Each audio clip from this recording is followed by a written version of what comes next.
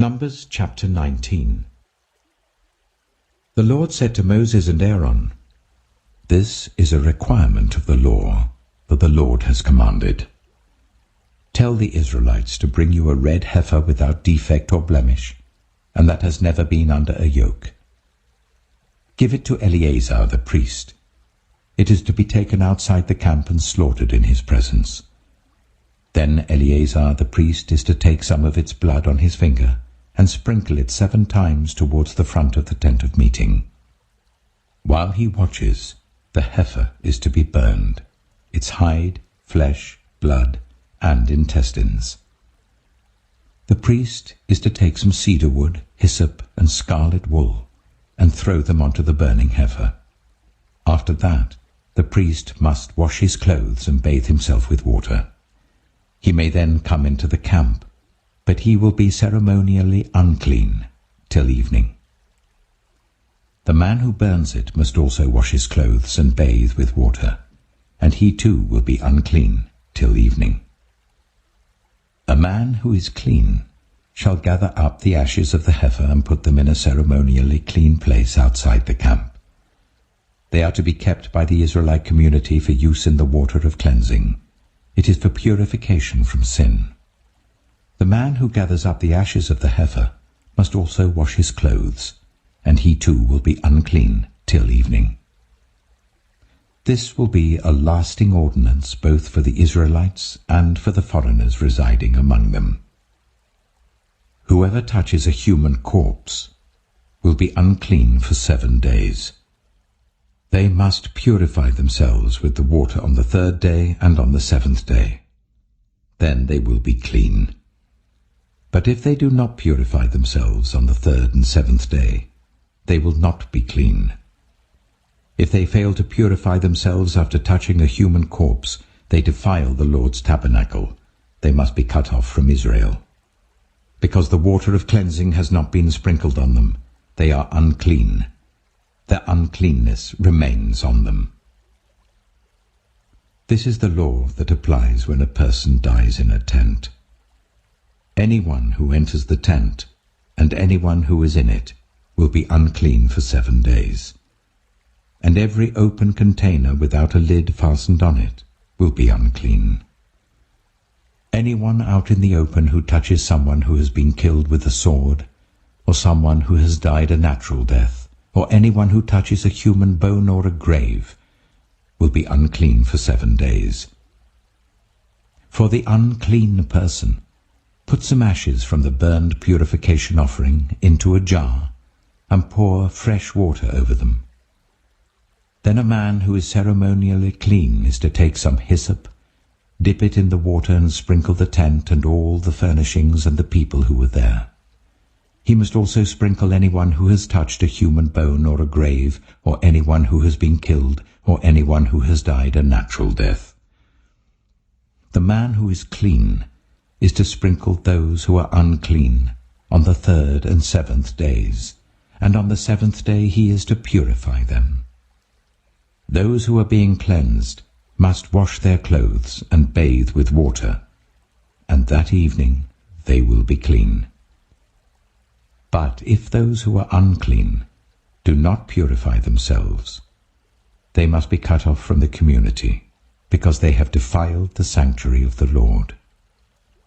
The water of cleansing has not been sprinkled on them, and they are unclean. This is a lasting ordinance for them. The man who sprinkles the water of cleansing must also wash his clothes, and anyone who touches the water of cleansing will be unclean till evening. Anything that an unclean person touches becomes unclean, and anyone who touches it becomes unclean till evening. Numbers chapter 20. In the 1st month, the whole Israelite community arrived at the desert of Zin, and they stayed at Kadesh. There Miriam died and was buried. Now there was no water for the community, and the people gathered in opposition to Moses and Aaron. They quarreled with Moses and said, "If only we had died when our brothers fell dead before the Lord. Why did you bring the Lord's community into this wilderness, that we and our livestock should die here? Why did you bring us up out of Egypt to this terrible place? It has no corn or figs, grapevines or pomegranates, and there is no water to drink." Moses and Aaron went from the assembly to the entrance to the tent of meeting and fell face down, and the glory of the Lord appeared to them. The Lord said to Moses, "Take the staff, and you and your brother Aaron gather the assembly together. Speak to that rock before their eyes, and it will pour out its water. You will bring water out of the rock for the community, so that they and their livestock can drink." So Moses took the staff from the Lord's presence, just as he commanded him. He and Aaron gathered the assembly together in front of the rock, and Moses said to them, "Listen, you rebels, must we bring you water out of this rock?" Then Moses raised his arm and struck the rock twice with his staff. Water gushed out, and the community and their livestock drank. But the Lord said to Moses and Aaron, "Because you did not trust in me enough to honor me as holy in the sight of the Israelites, you will not bring this community into the land I give them." These were the waters of Meribah, where the Israelites quarreled with the Lord, and where he was proved holy among them. Moses sent messengers from Kadesh to the king of Edom, saying, "This is what your brother Israel says. You know about all the hardships that have come on us. Our ancestors went down into Egypt, and we lived there many years. The Egyptians ill-treated us and our ancestors, but when we cried out to the Lord, he heard our cry, and sent an angel and brought us out of Egypt. Now we are here at Kadesh, a town on the edge of your territory. Please let us pass through your country. We will not go through any field or vineyard or drink water from any well. We will travel along the king's highway and not turn to the right or to the left until we have passed through your territory." But Edom answered, "You may not pass through here. If you try, we will march out and attack you with the sword." The Israelites replied, "We will go along the main road, and if we or our livestock drink any of your water, we will pay for it. We only want to pass through on foot, nothing else." Again they answered, "You may not pass through." Then Edom came out against them with a large and powerful army. Since Edom refused to let them go through their territory, Israel turned away from them. The whole Israelite community set out from Kadesh and came to Mount Hor. At Mount Hor, near the border of Edom, the Lord said to Moses and Aaron, "Aaron will be gathered to his people. He will not enter the land I give the Israelites, because both of you rebelled against my command at the waters of Meribah. Call Aaron and his son Eleazar, and take them up Mount Hor. Remove Aaron's garments and put them on his son Eleazar, for Aaron will be gathered to his people. He will die there." Moses did as the Lord commanded. They went up Mount Hor in the sight of the whole community. Moses removed Aaron's garments and put them on his son Eleazar, and Aaron died there on top of the mountain. Then Moses and Eleazar came down from the mountain, and when the whole community learned that Aaron had died, all the Israelites mourned for him 30 days. Psalm 28.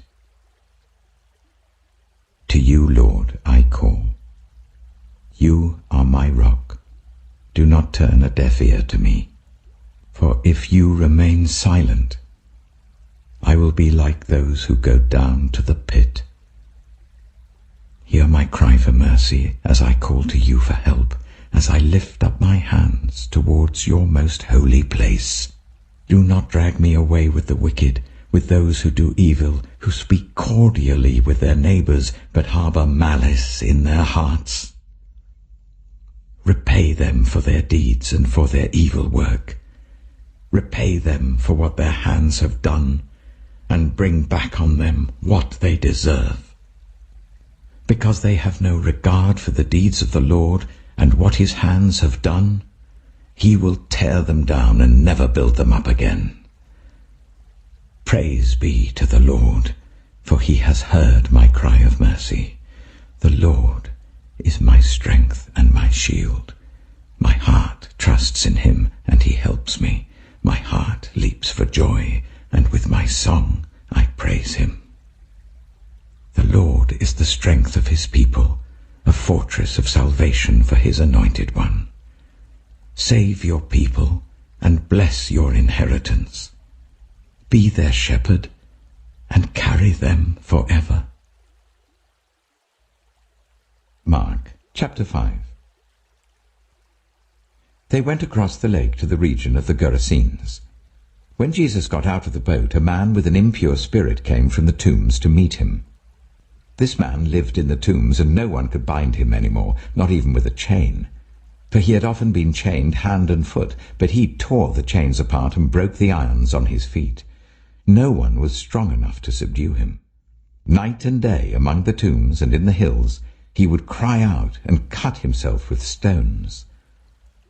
When he saw Jesus from a distance, he ran and fell on his knees in front of him. He shouted at the top of his voice, "What do you want with me, Jesus, Son of the Most High God? In God's name, don't torture me." For Jesus had said to him, "Come out of this man, you impure spirit." Then Jesus asked him, "What is your name?" "My name is Legion," he replied, "for we are many."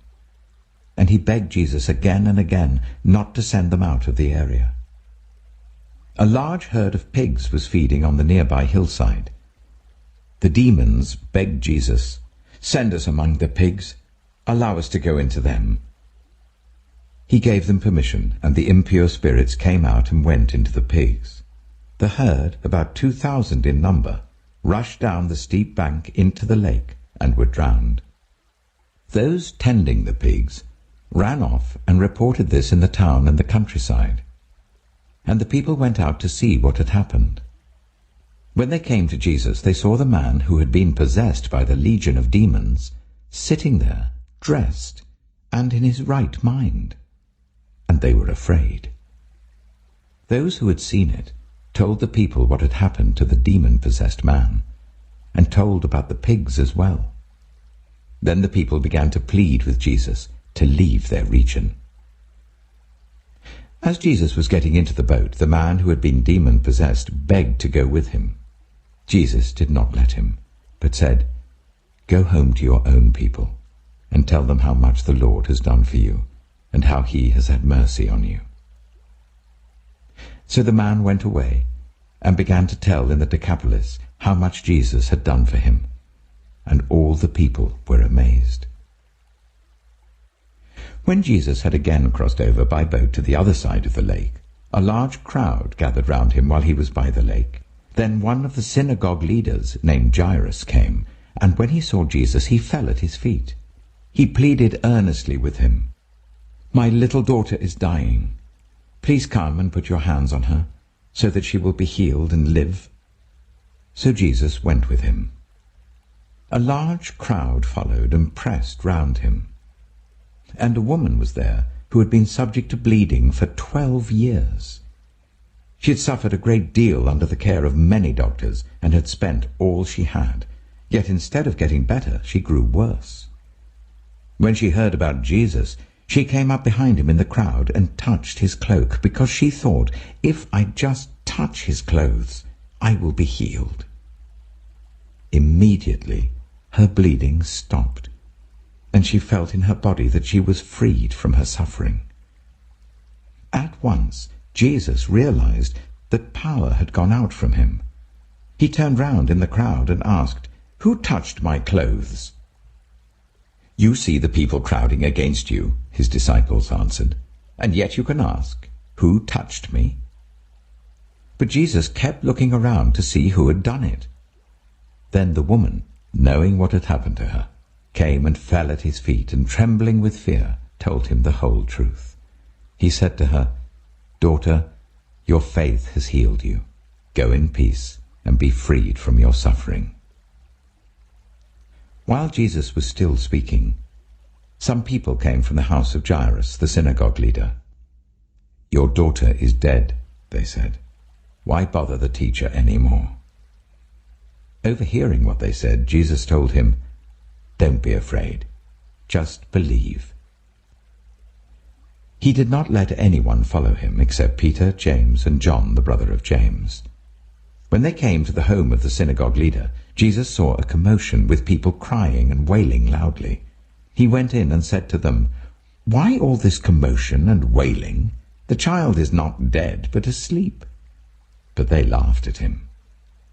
After he put them all out, he took the child's father and mother and the disciples who were with him, and went in where the child was. He took her by the hand and said to her, "Talitha kum," which means, "Little girl, I say to you, get up." Immediately the girl stood up and began to walk around. She was 12 years old. At this they were completely astonished. He gave strict orders not to let anyone know about this, and told them to give her something to eat.